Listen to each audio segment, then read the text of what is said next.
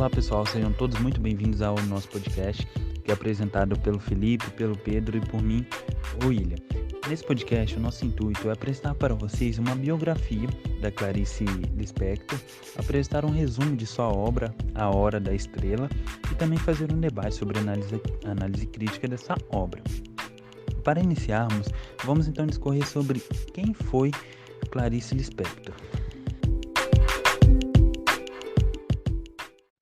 Clarice Lispector foi uma das mais renomadas escritoras da terceira fase do modernismo brasileiro, essa chamada de geração 45. Lispector é considerada uma das maiores escritoras do século XX. Ela recebeu vários prêmios, dentre eles estão o Prêmio da Fundação Cultural do Distrito Federal e o Prêmio Graça Aranha. Ela nasceu no dia 10 de dezembro de 1920 na cidade ucraniana de Tchelnik. Por ser ucraniana, o seu primeiro nome foi Raya Pinkhasovna Lispector. Descendente de judeus, os seus pais eles passaram os primeiros momentos da vida de Clarice fugindo da perseguição aos judeus durante a Guerra Civil Russa, que ocorreu entre 1918 até 1920. Diante disso, a Clarice emigrou com seus pais e duas irmãs mais velhas da Ucrânia para o Brasil. Eles chegam às terras tupiniquins em 1921 e vivem nas cidades de Maceió, Recife e até no Rio de Janeiro, onde chegaram até mesmo a passar por algumas dificuldades financeiras. Desde cedo, a Clarice ela vai estudar várias línguas, como francês, português, hebraico, inglês, até mesmo tem algumas aulas de piano. Ela era uma boa aluna na escola, também tinha certa afinidade em escrever poemas. Após a morte da sua mãe, em 1930, a Clarice ela termina o terceiro ano no primário no Colégio Hebreu Yiddish Brasileiro e mais tarde a sua família também vai viver no Rio de Janeiro. Em 1939, com 19 anos, a Clarice ela vai ingressar na Escola de Direito da Universidade do Brasil. Depois ela também se dedica ao jornalismo, onde posteriormente até trabalhou como redatora. A Clarice ela também fez alguns cursos de antropologia e psicologia. Em 1940, ela vai publicar o seu primeiro conto, intitulado Triunfo. Após a morte do seu pai no mesmo ano, ela começa sua carreira de jornalista. E nos anos seguintes ela trabalhou como redatora e repórter na Agência Nacional, no Correio da Manhã e no Diário da Noite. No ano de 1943, ela se casa com o diplomata Maurício Gurgel Valente, ex com quem teve dois filhos, o Pedro e o Paulo. Devido à profissão de seu marido, ela viveu em muitos países do mundo, desde Inglaterra, Itália, Suíça e até mesmo nos Estados Unidos. O relacionamento ele durou até 1959, quando eles resolveram se separar. Clarice irá retornar ao Rio de Janeiro com seus filhos, quando se separa de seu marido, né? Vale ressaltar que ela foi naturalizada brasileira e se declarava pernambucana. Seu nome Clarice foi uma das formas que seu pai encontrou de esconder toda a sua família quando chegaram ao Brasil. A Clarice Lispector vai falecer no dia 9 de dezembro de 1977, que é a véspera de seu aniversário de 57 anos, na cidade do Rio de Janeiro. Ela foi vítima de um câncer de ovário. Agora vamos a um resumo do livro A Hora da Estrela, de Clarice Lispector. A Hora da Estrela é um livro narrado por Rodrigo S.M., que significa si mesma, já que Clarice faz uma crítica quanto à narração, já que um homem deveria narrar, pois a mulher choraria se fosse contar a história, sendo que ela é a própria autora. Este narrador é um homem que vivia no Rio de Janeiro e passou a observar uma figura tanto quanto curiosa e desleixada, que era Macabeia. Ela era uma mulher nordestina que foi criada por uma tia religiosa que sempre a punia com cascudos na cabeça, mesmo sem motivo, e ainda a privava de comer goiabada com queijo, a maior paixão gastronômica de Macabeia. Macabeia estudou pouco, mas conseguiu fazer um curso de datilografia, e depois de uma infância sinuosa, sem amor, amigos ou animais de estimação, ela se muda para o Rio de Janeiro com essa tia. Após a morte dessa tia, ela parou de frequentar a igreja e passou a dividir uma pensão com 4 balconistas de uma loja popular. Ela mesma tem um emprego de datilógrafa, no qual recebe menos de um salário mínimo. Macabeia era tão ignorante que não sabia enxergar nem a própria infelicidade. Ela fedia, pois mal tomava banhos e não dormia direito por causa de uma persistente tosse causada pela azia de tomar café frio antes de dormir e pela fome, chegando a comer pedacinhos de papel para disfarçar sua fome. Seu único entretenimento era ouvir a rádio relógio durante a madrugada, sendo seu único acesso à cultura, pois era uma mulher miserável na vida. Ela aprendia sobre eletrônicos e palavras novas enquanto escutava a rádio, e se fascinava com isso, mesmo que não entendesse muito bem. Macabé era uma mulher tão infeliz que pedia desculpas por existir.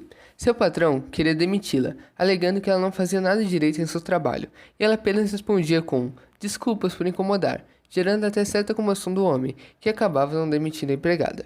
Também colecionava recortes de jornais, e um deles ela viu uma foto de um creme cosmético e achou tão bonito que não sentia vontade de usá-lo na pele, e sim de comê-lo. Era tão magra e pálida por pouco se alimentar e praticamente vivia de Coca-Cola e cachorro-quente que comia no almoço. Seus grandes luxos eram pintar as unhas de vermelho, roendo-as posteriormente e ir no cinema quando ganhava salário, sonhando em ser tão encantadora quanto Mary Monroe. No geral, Macabé era incompetente com tudo, no trabalho, no amor, na sua vida. Inclusive, ele conheceu e se apaixonou por um operário metalúrgico chamado Olímpico de Jesus, que chega a ser tão ignorante quanto ela. O sonho do homem era ser açougueiro sem qualquer motivo aparente, e só se decidiu se relacionar com Macabeia por achar que era uma mulher que estava no mesmo nível de existência dele, ou seja, ignorante e miserável. Ele queria mais que Macabeia, e era evidente pela maneira que a tratava, sendo sempre rude com ela. Ele chegava a falar quão mal ela cheirava, e uma vez, quando foram tomar cafezinho, Olímpico disse que pagará o café, mas se o café com leite for mais caro, ela pagará a diferença. E Macabé se emocionou com a bondade do namorado, pois era o único que ela já teve, e não queria perdê-lo, apesar dos diversos maltratos. Olímpico nunca foi uma flor que se cheire, pois matou um homem no Nordeste e por isso se mudou para o Rio de Janeiro, além de roubar os colegas de trabalho. Após conhecer Glória, loira oxigenada e cheia de corpo, que era colega de trabalho de Macabéia e seu oposto, Olímpico fica com Glória, deixando Macabé de lado. O homem viu como um grande progresso, já que Glória morava e comia bem, além do fato de que o pai dela era açougueiro, que era um sonho profissional de Olímpico. Após o ocorrido, Macabé acaba sendo diagnosticada com tuberculose e nem acha necessário comprar os remédios receitados, já que se sentiu bem só pelo fato de ir ao médico. Glória acaba convidando a pobre nordestina para ir lanchar em sua casa, já que se sentiu culpada por roubar a namorada da colega. E Macabé come demais e passa mal, mas nem vomita para não desperdiçar o delicioso chocolate. Por fim, Macabé vai a uma cartomante, aconselhada por Glória, para ver como estava sua sorte. Conhece então a Madame Carlota, que se surpreende com sua casa requintada e seu bom tratamento. Pela primeira vez na vida, Macabé tem esperanças de dar algo certo, pois a cartomante prevê que ela ia conhecer um estrangeiro rico e de olhos azuis, destinado a dar todo o amor que ela necessitava. Macabé, como uma estrela, sai iludida da casa da cartomante. Esperançosa com seu futuro e tamanha sua felicidade, nem percebeu a Mercedes-Benz que vinha na rua. Acabou sendo atropelada por tal carro, e quem dirigia era um gringo de olhos azuis, que a cartomante havia previsto. Caída sobre a calçada e sangrando, seu fim foi visto por várias pessoas que se aglomeraram em sua volta, sem oferecer ajuda para a desleixada Macabéia, e assim chegou a hora da estrela. Agora, fazendo uma análise da obra, né, a gente tem uma primeira crítica ali já no começo do livro, né, quando a Clarice Lispector opta por criar um narrador masculino, não feminino, já que ela é a autora, né? E por que ela faz isso? Foi uma forma de criticar os autores da época que pensavam que mulheres só, né, podiam escrever coisas com grande carga sentimental, né? Tanto que, quando o livro começa, o Rodrigo S.M. diz o seguinte: é necessário que um homem narre essa história, pois uma mulher se acabaria em lágrimas, né? Em- Eu não sei, não é exatamente isso que ele fala, mas é muito parecido com isso. E isso já mostra a crítica da Clarice, né? Porque, bom, ela é a autora do livro, então, mesmo ela escrevendo ali que é um homem que deveria contar, é ela que está contando isso. E em vários momentos da obra a gente percebe ali, né, que é mais a Clarice narrando de verdade do que o Rodrigo S.M., né? E quem é esse Rodrigo S.M.? O Rodrigo S.M. ele é uma pessoa que observa ali a Macabeia, né? Muitos anos, né? Essa é uma história que ele conta anos depois. Ele observa a Macabeia ali, aquela figura desleixada ali no Rio de Janeiro, e ele decide contar, né? Ele decide falar, escrever um livro sobre isso porque era algo que estava atormentando a cabeça dele, estava martelando, né? Aquela história que para ele era tão interessante. E uma curiosidade também é que alguns especulam que Rodrigo SM, esse SM na verdade era si mesma, né, fazendo uma outra referência de que a Clarice, que na verdade era a narradora do livro. E essa crítica que a Clarice faz de que as mulheres não conseguem, né, não podem narrar um livro pesado, né, ou não podem narrar sequenciando os acontecimentos diretamente, né, sem fazer apelo a sentimentalismos, se reforça quando o Rodrigo SM diz no livro de que não quer que as pessoas se emocionem com a história da Macabéia, não quer que sintam pena dela. Tanto que em nenhum momento do livro ele usa termos como que pena dela, pobre Macabeia.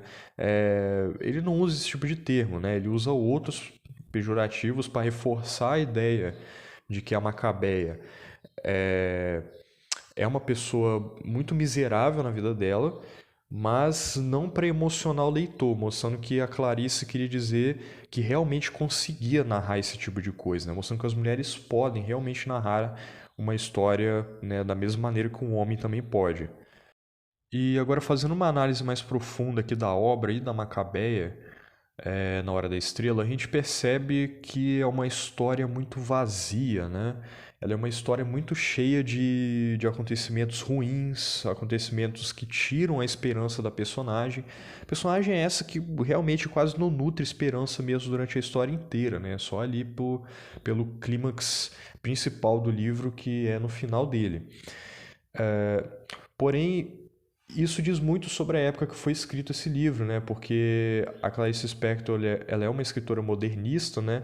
E os escritores modernistas que surgiram depois da Segunda Guerra Mundial, eles realmente têm essa coisa de vazio, de falta de esperança, de desilusão na realidade, né? São escritores que não têm mais aquele ânimo do romantismo, aquela coisa sentimental, né? Aquele altruísmo, não são coisas que já não estão mais presentes ali em grande parte dos escritores modernistas, né? É, isso é muito importante a gente ver isso através da narrativa, né, da Macabé, da quantidade de coisa ruim que acontece com ela do começo ao fim do livro, né? Até quando até o leitor consegue nutrir uma esperança pela Macabeia, mas nem a Macabeia nutre esperança por ela.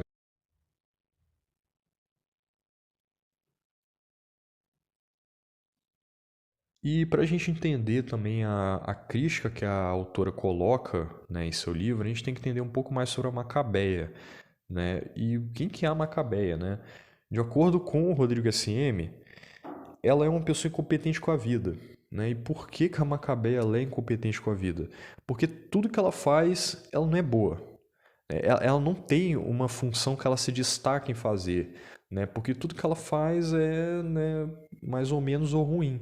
Porque, bom, profissionalmente, ela é uma datilógrafa, né? Ela tem ali o seu cursinho, ela não estudou muito, mas ela conseguiu esse curso e conseguiu um emprego nessa área.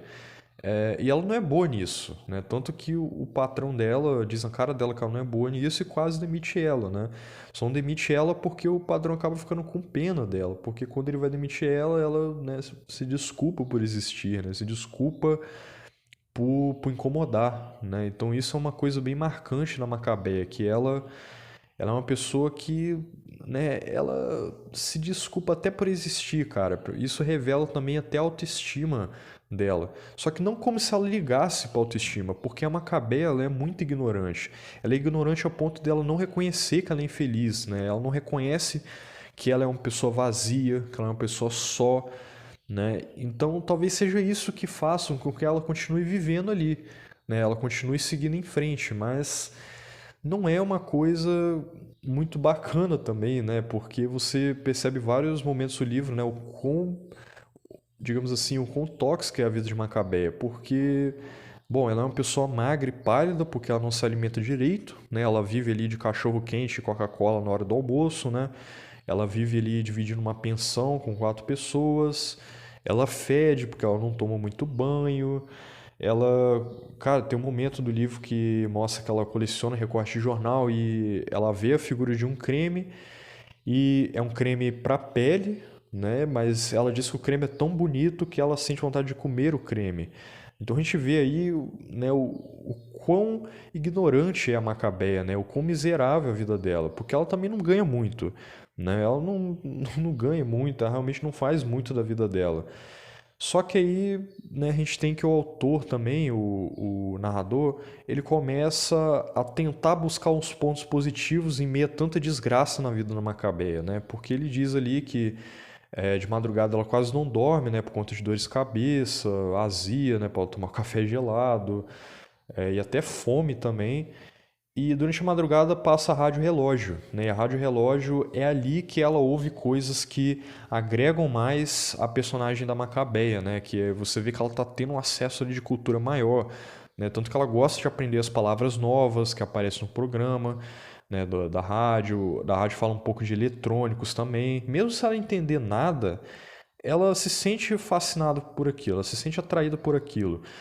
Então, o narrador ele ainda tenta, né, buscar alguns pontos positivos na Macabeia, mesmo que seja difícil. E a narrativa também, né, ela sempre está reforçando o quão ruim é a vida da Macabeia, porque é o que tem a se falar sobre ela, porque não tem grandes acontecimentos no livro, né? E isso diz até muito sobre a Clarice, porque muitos dos escritores da época dela reforçavam a estética, né, na hora da narrativa, e ela não reforçou a estética nesse caso, ela deu ali uma prioridade a questões sociais, né? E essas questões que a gente observa na Macabeia, que é uma pessoa nordestina, uma pessoa pobre, pessoa desleixada.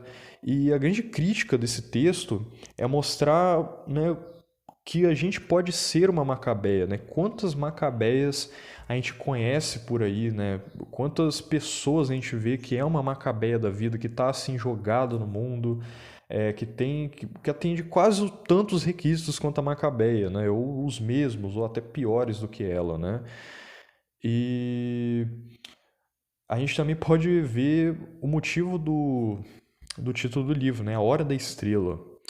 Isso é uma coisa muito importante no livro, porque, bom, o livro vai acontecendo desgraça, tá de desgraça na vida dela, vai mostrando, né, aquela vida miserável que ela vive, e depois que o namorado dela acaba trocando ela pela colega de trabalho, né, o Olímpico, né, troca ela pela Glória, ela acaba indo numa cartomante, né, até o Conselho da Glória, que estava com a mente pesada, né, por ter roubado o namorado da mulher, né, que já, né, é digna de pena, né, e a Macabeia acaba indo nessa cartomante, né? Ela chega lá e a cartomante já recebe ela bem, né? Ela fica deslumbrada pela casa toda requintada da cartomante.